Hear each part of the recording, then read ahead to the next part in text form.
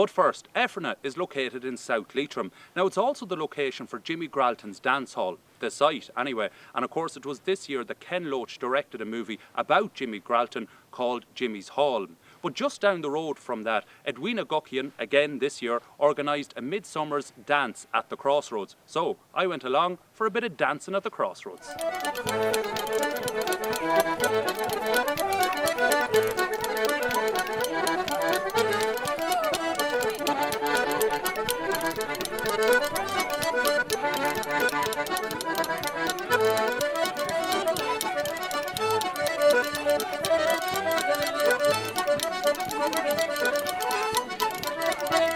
Edwina, we're here at Effrinagh Crossroads. Is this the first year of this? No, it's actually our second year. Last year was our first year running it. And it was a great success, so we just said, sure, we'll four-legged it this year again, depending on the weather, and it's a great evening. Why did you decide to run it last year? Well, I've been on about it for ages. You know, it's been kind of a thing that for many years I've been going, will I do it or won't I do it? And last year, on Bonfire Night, for the past number of years, we've been having a wee dance over where I live, across the lake. And I just said, sure, why not move it to Effrinagh where there used to be Crossroads dances, especially when Jimmy's Hall, the original site, was just down the road, and I knew the film was about to be made, so yeah, that's really how it started. And you were heavily involved with Jimmy's Hall. Tell us about your involvement in Ken Loach's Jimmy's Hall. Yeah, I worked as joint choreographer on it, so I was in charge of the Irish dance scenes, so there was the Crossroads scene and then the dancing in the hall. So my job was to train up those dancers and try and make them look like dancers, and yeah, just have it looking like what it was meant to look like in the 1920s and 30s. What's happening here this evening? I can see there's dancing behind us at the minute. What else is planned? And the bonfires are going too. That's right, yeah. Well, tonight's Bonfire Night, so the 23rd of June is always celebrated in Leitrim as Bonfire Night. Yeah. So there's dancing, there's singing, there's socialising, there's a bit of everything, and everybody was asked to come dressed up in 1920s clothes as well. Yeah. So most of the people made a really good effort to do that, and we tried to keep the cars away from the Crossroads just to create, you know, the kind of authentic feel to it. And there's a lovely man, John Reynolds, and a few of his friends that have organised horse and carts to cart the people up and down the Crossroads as well.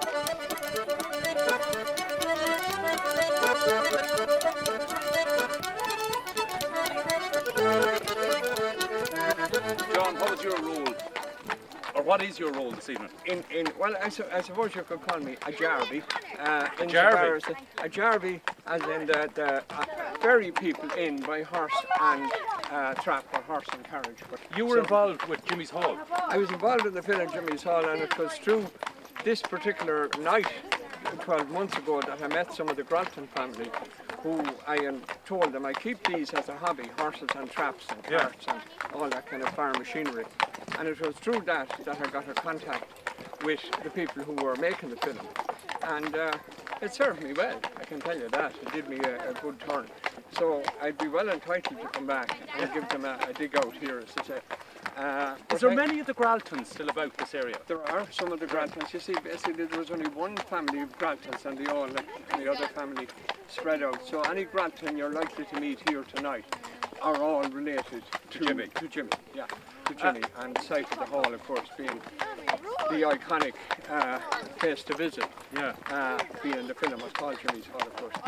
And people, for no other reason other than that they've seen the film, they're anxious to come to see what Jimmy's Hall looked like. The hall isn't there anymore, but the site of it is there. The site is there.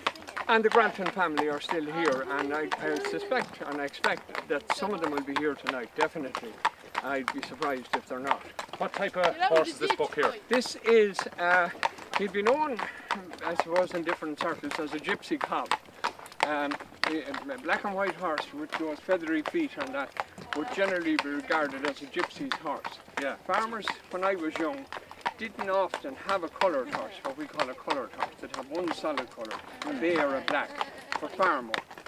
But he'd be ideal for small farms in the west of Ireland who wouldn't really have what you call enough ground to put big horses on.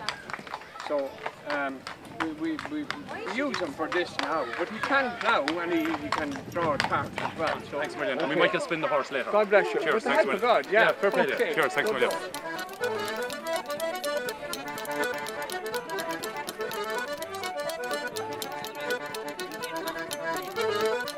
Was it a big thing years ago, dancing at Crossroads? It was massive. massive. Yeah, it was, especially when people were making their hay and when they were saving the harvest, it was their way of celebrating. So when people saved the hay, the whole community obviously helped out to make the cocks of hay and bring it in. And afterwards they would have a Crossroads Dance to celebrate it. Yeah. Yeah, so that's really, I was just saying there today, my father finished making the hay.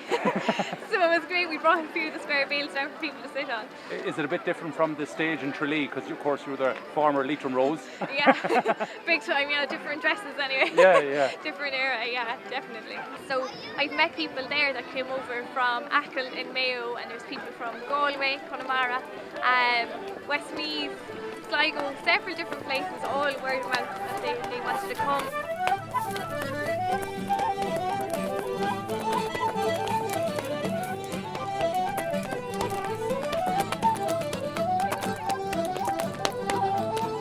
Kevin, you've come all the way from Ballinsloe. Yeah, Shambolia Haskra actually.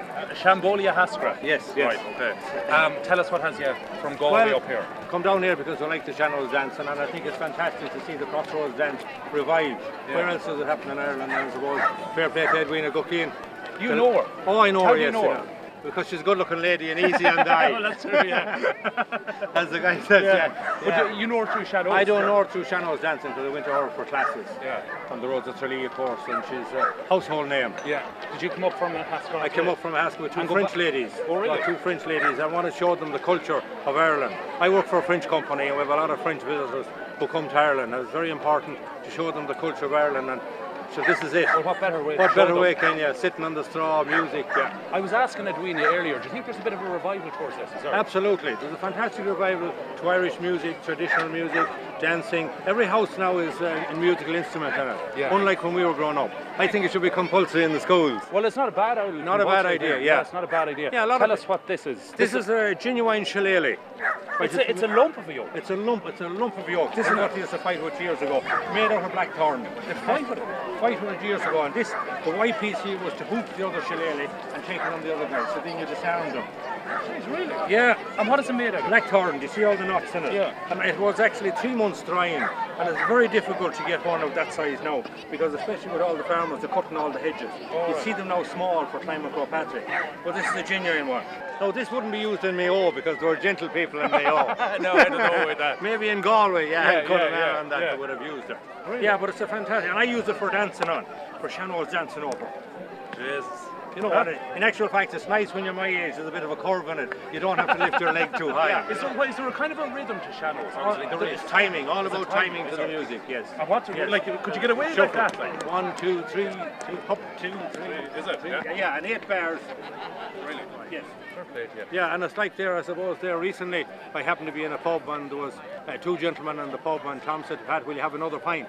He said, I can't because he said, the mother-in-law is coming over for the night and staying tomorrow and we don't really get on that well. In actual fact, we don't get on at all, he said. And I'll tell you how bad it was. He said, I brought the dog to the vet yesterday and got him to cut off his tail in case he'd show any welcome either.